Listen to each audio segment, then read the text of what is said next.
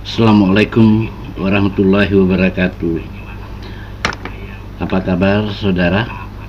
Kembali kita bersua melalui video pembelajaran biokimia. Kali ini kita akan bicarakan terkait dengan konversi piruvat menjadi asetil koenzim A. Konversi piruvat ini juga dikenal sebagai jalur antara atau jalur penghubung atau jalur tautan. Maksudnya adalah penghubung antara glikolisis dan siklus Krebs dalam mitokondria.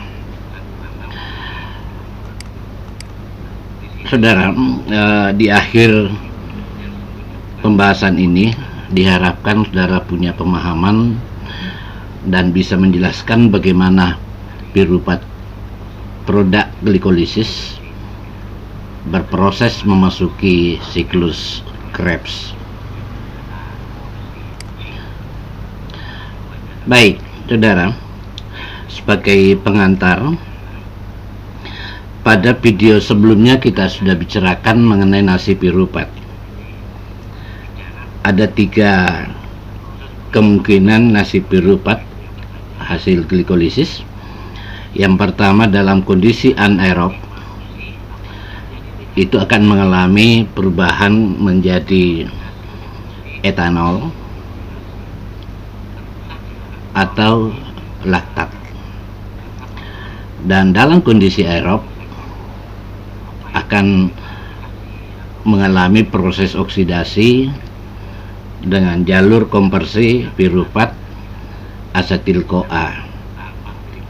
Asetil-CoA adalah bagian dari siklus Krebs. Nah, pada kesempatan ini yang dibahas adalah respirasi aerob, di mana nasi piruvat itu akan dikonversi menjadi asetil koenzim A.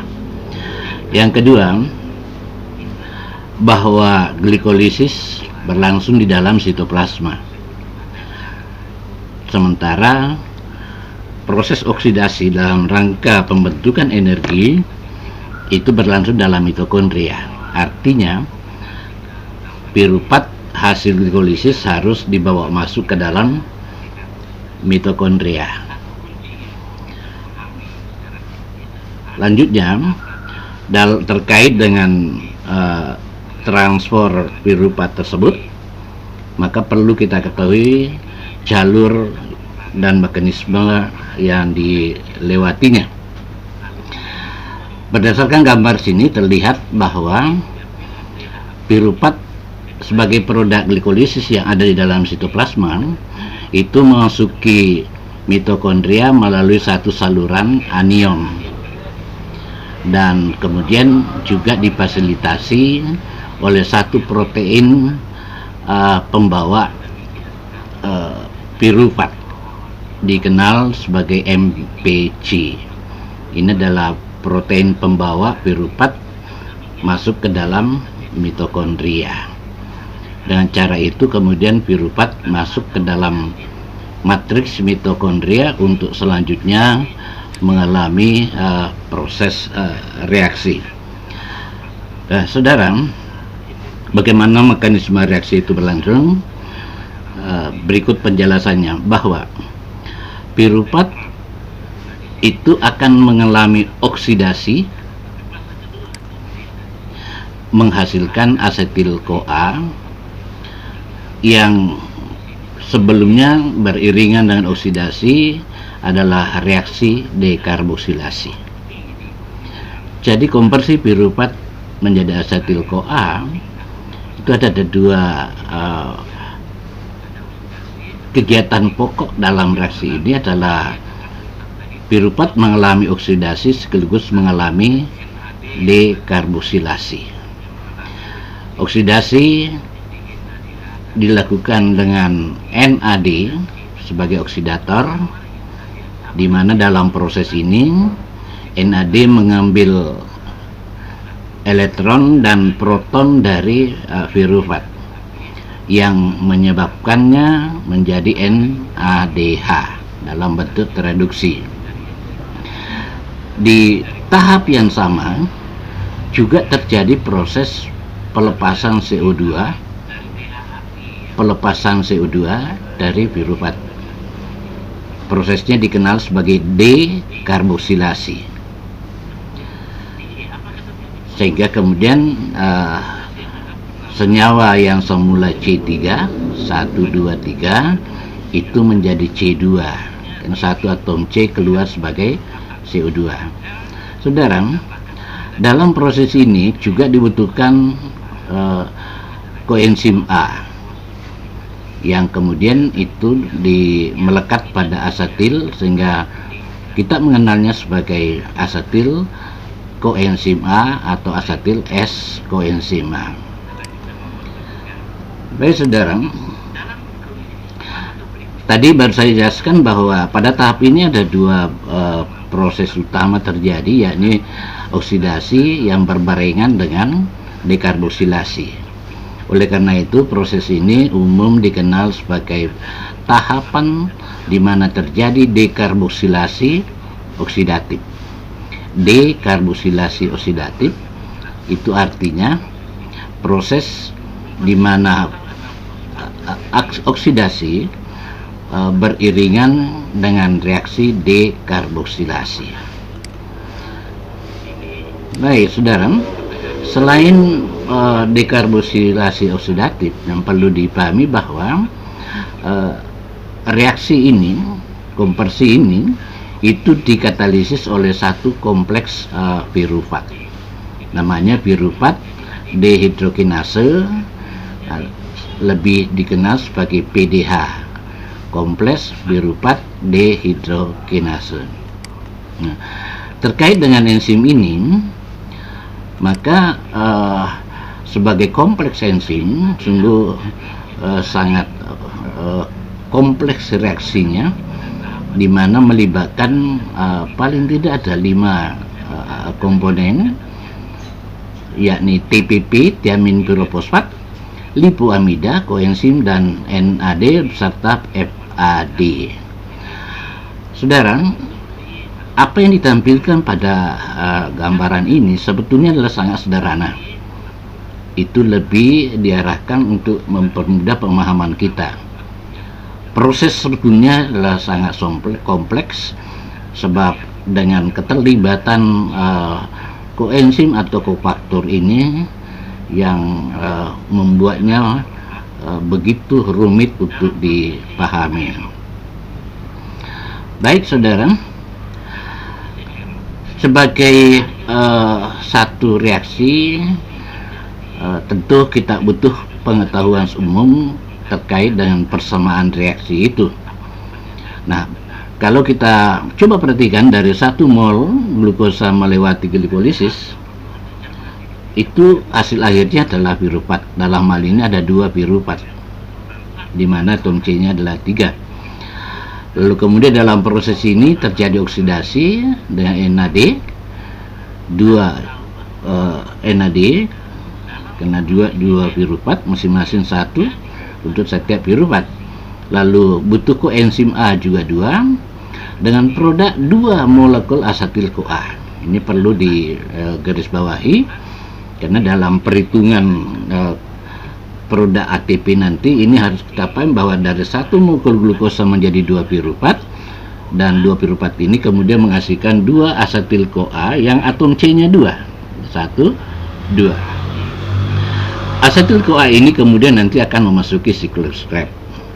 Sementara 2 NADH yang dihasilkan ini kaya dengan energi yang tersimpan dalam elektron dan proton itu, lalu kemudian akan memasuki rantai transfer elektron yang lokasinya ada di membran dalam mitokondria.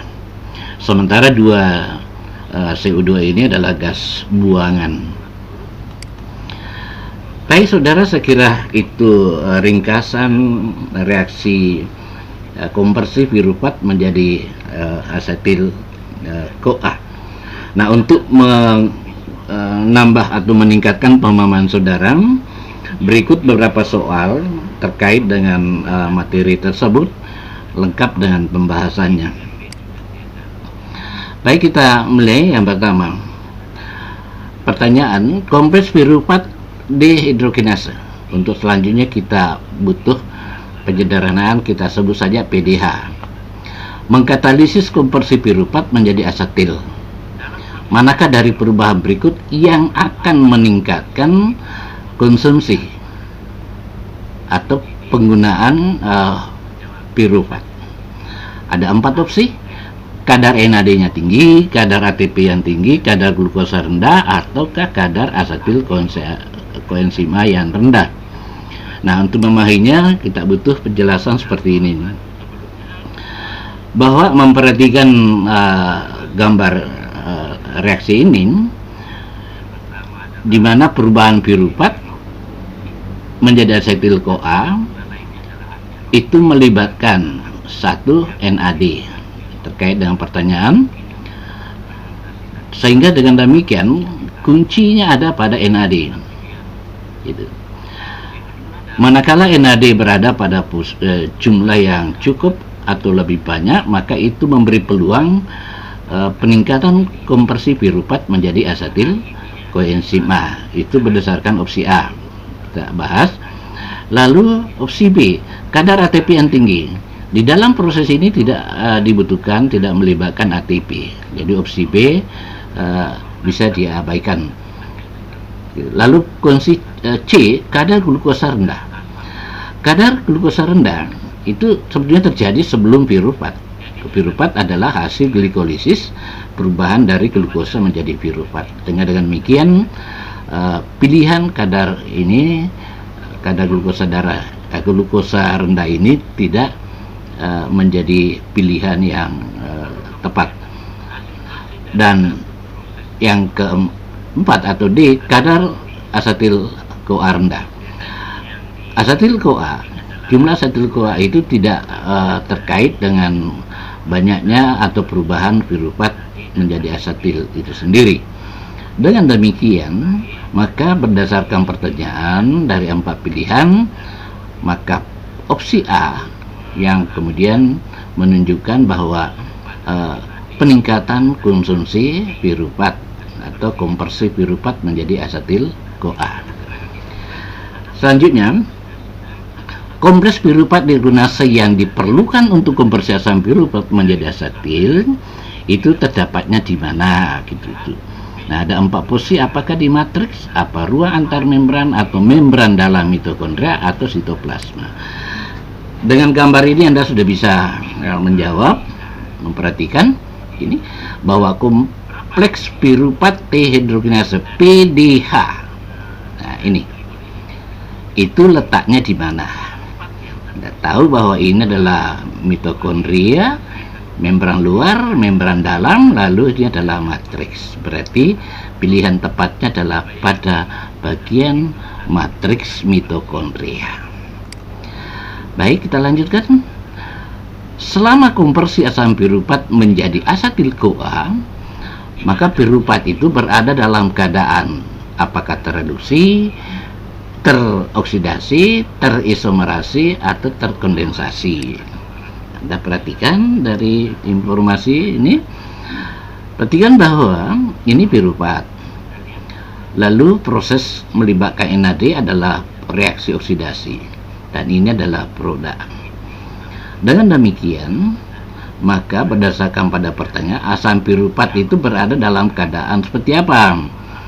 Karena NAD ini adalah oksidator, gitu, maka piruvat ini akan mengalami proses oksidasi. Jadi pilihannya adalah B, bukan A, tereduksi. Dan Anda harus betul-betul pahami bahwa antara oksidasi reduksi adalah 2 reaksi yang berjalan bergandengan, kopling. Jadi kalau ada oksidasi berarti ada reduksi. Nah, dalam hal ini piruvat mengalami oksidasi, dioksidasi oleh NAD, sehingga NAD kemudian mengalami reduksi menjadi NADH, itu menjadi NADH nikotinamida adenin dinukleotida. Baik, jumlah ATP yang dihasilkan dari satu asam piruvat selama konversi. Nah, ini berapa jumlah ATP yang dihasilkan. Nah, untuk Anda ketahui bahwa soal ini sesungguhnya soal yang membutuhkan pengetahuan lanjutan setelah konversi ini, yakni piruvat, daur Krebs, dan sistem transfer elektron. Nah, Anda tahu bahwa di dalam reaksi ini dihasilkan NADH, di mana NADH ini sebetulnya nanti akan dikirim ke RTE, yakni rantai transfer elektron. Nah, disinilah kemudian asam piruvat itu menghasilkan 3 ATP. 3 ATP ini adalah ekivalensi dari setiap molekul NADH yang memasuki RTE. Tiap molekul NADH yang memasuki RTE. Karena yang dimasukkan sini 1 asam piruvat, maka tentu jawabannya adalah 3. Tapi akan lain halnya jika sekiranya yang dimasukkan sini adalah 1 molekul glukosa yang kemudian mengalami oksidasi menghasilkan asetil-CoA, maka Anda harus menghitungnya dengan mengalikan 2. Karena 1 glukosa menjadi 2 piruvat, berarti 2 kali 3. Kalau misalnya soalnya itu berawal dari glukosa. Baik, piruvat mengalami dekarboksilasi oksidatif. Ya, sudah benar, dekarboksilasi untuk menghasilkan apa? Tadi sudah dijelaskan bahwa proses dekarboksilasi oksidatif itu berlangsung dalam tahapan konversi piruvat menjadi asetil koenzim A. Maka opsi pilihannya adalah D, sesuai dengan apa yang terlihat dalam gambar ini, di mana piruvat mengalami dekarboksilasi oksidatif. Ini dekarboksilasi dan ini adalah proses oksidasi. Ya, ini maksudnya. Jadi hasilnya adalah asetil-CoA. Saya kira cukup demikian. Tentu saja saudara bahwa akan banyak soal-soal terkaitnya. Soal ini hanya sekedar untuk memicu Anda untuk bisa mencari lebih jauh, berlatih agar Anda memiliki pengetahuan yang cukup luas dan dalam terkait dengan konversi piruvat menjadi asetil koenzim A. Demikian saudara, terima kasih atas perhatiannya, semoga bermanfaat. Assalamualaikum warahmatullahi wabarakatuh.